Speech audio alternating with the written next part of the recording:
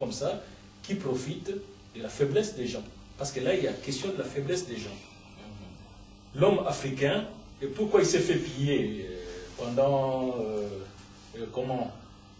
pendant l'arrivée des Blancs?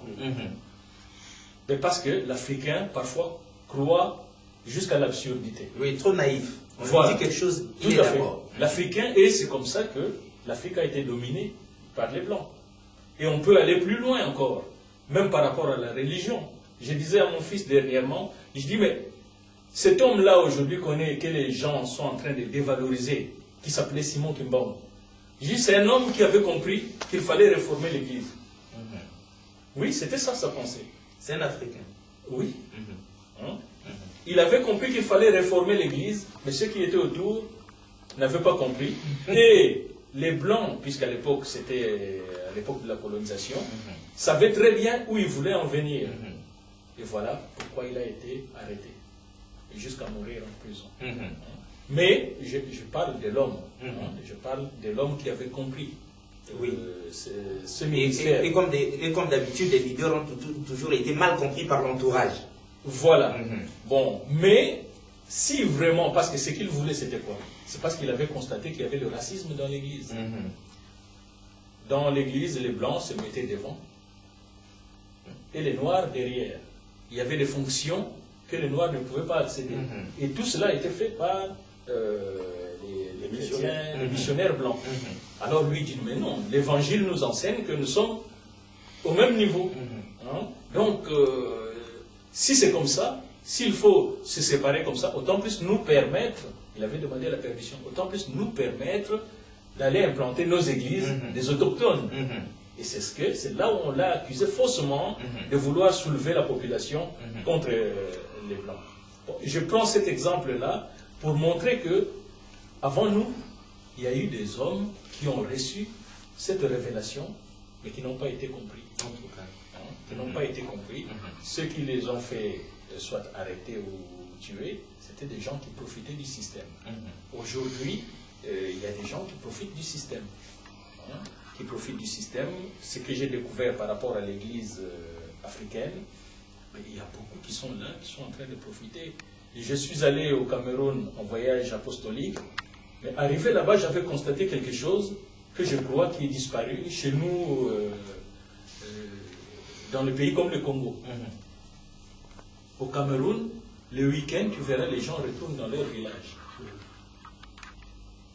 Les gens qui vivent dans des villes, ils retournent dans leur village tous les week-ends, parce qu'ils ont leur champ au village. Mais au Congo, les villages sont désertés. Il n'y a plus personne au village. Tous se concentrent à la capitale ou bien dans les grandes villes, et puis qui réclament la manne. En tout cas. Voilà, donc cet état d'esprit est à combattre. C'est juste cet état d'esprit à combattre, mesdames et messieurs. On va lire pour vous, justement, ce livre donc de l'homme de Dieu qui est à notre droite, le révérend Ngazouba, c'est ça? Oui. Voilà, donc les ministères du Christ par le Saint-Esprit. Nous en lisons un extrait pour nous en donner une idée. Dès ma conversion, et c'est donc la préface, je me suis posé beaucoup de questions concernant la Bible et sur la manière dont les chrétiens ont, dans la plupart des cas, déformé les choses. J'ai toujours trouvé une grande contradiction quant à leur déclaration qui dit « La parole de Dieu est la seule autorité ». Alors qu'ils ne se font aucun souci en la déformant et en mettant en pratique des inventions qui ne sont qu'émanations de leur propre raisonnement. L'ami Paul dit « C'est lui qui a donné les uns comme apôtres, les autres comme prophètes, les autres comme évangélistes, les autres comme pasteurs et docteurs. » C'est à lire dans Éphésiens 4:11. Ce verset biblique ne donne pas une position d'autorité du gouvernement de l'Église, mais une simple citation. Car l'évangéliste ne fait pas partie de ce gouvernement, raison pour laquelle il n'est pas positionné dans 1 Corinthiens 12:28 qui dit « Et Dieu a établi dans l'Église premièrement des apôtres, deuxièmement des prophètes, troisièmement des docteurs et ou des pasteurs. » L'ordre établi par le Saint-Esprit dans ce verset doit être accepté et respecté, car ces ministères existent encore de nos jours. Si quelqu'un se met à contester cet ordre, il résiste au Saint-Esprit. Explication. C'est clair. C'est clair. C'est clair. Mais voilà, ce qui n'est pas clair, c'est plutôt quelque chose, avant qu'on ne revienne sur L'homme de Dieu à notre gauche, donc le révérend Alfred. Donc avant qu'on ne revienne sur vous, il y a quelque chose qui n'est pas clair pour tous ceux qui nous suivent depuis le début. Vous avez une canne avec vous. Oui. Et on se pose des questions. Est-ce que c'est sacré? Est-ce que c'est un totem? Est-ce que c'est une arme? Est-ce que justification? Mais c'est simple. Et depuis ma conversion, j'ai toujours eu une canne. Tous ceux qui me connaissent avec la canne. Que ce soit en Europe, en Afrique, ils me connaissent avec la canne. Mais ce sont des cannes que je fais moi-même, puisque je pars en vacances en Auvergne. Lorsque je vais en Auvergne, c'est au centre de la France. Et de là, j'essaie dans la forêt, là où se trouve ces genres de bois, qu'on appelle le bois blanc. Et je le fais moi-même. Donc il n'y a rien de miracle. C'est pas un fétiche. Si on touche, on n'est pas foudroyé, on n'ose pas toucher, mais on ne sait jamais. On ne laisse pas le risque de toucher. Ça nous rassure même que ce ne soit pas un fétiche, c'est pas un totem. C'est symbolique. Oui. Et je venais de dire que, d'ailleurs s'il colle bien, que j'étais comme Moïse, dans le sens que, à la conversion, j'étais converti, amené à la conversion par quelqu'un qui était le président des églises évangéliques baptistes de toute la France, et qui m'avait vraiment confié à des personnes qui m'ont encadré. Donc, voilà, j'ai toujours eu une canne, mais sinon ça n'a rien à voir de mystique ou quoi que ce soit. C'est très bien. Les enfants s'amusent même avec parfois. Voilà, donc ça nous rassure, mesdames et messieurs. Et on revient donc sur le révérend Alfred. Alors, au stade où nous en sommes, est-ce que vous avez un complément d'information ou bien nous vous posons une question qui nous arrive déjà? Posez-nous les questions, voilà. Comme ça, ça nous fait... Les questions, nous en aurons en quantité, parce que cette fois-ci, il faudrait qu'on creuse un peu toute cette problématique, mesdames et messieurs, pour que nous puissions savoir le mal de l'Église et que nous puissions voir quel est le remède qu'il faut. Alors, le livre, c'est écrit par le révérend Kazumba qui est à notre droite, mais nous préférons